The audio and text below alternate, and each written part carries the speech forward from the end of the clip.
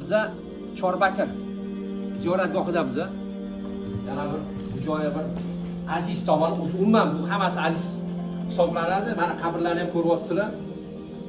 Bu joylar o'zi 10-asrdan 19-asrgacha qurilgan.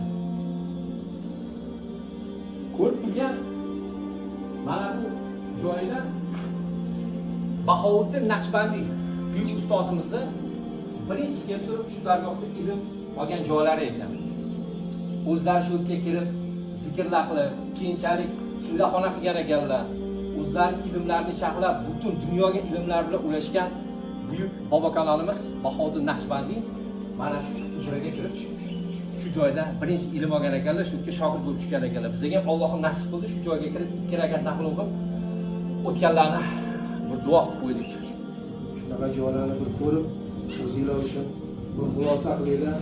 O'sha yashayotgan umrimizni ham, oxiratimizni ham bir eslatadigan, qanday yashayapmiz, qanday Allohning oldiga boramiz deb eslatadigan bir makon. Qabri foydasi faqat shunda.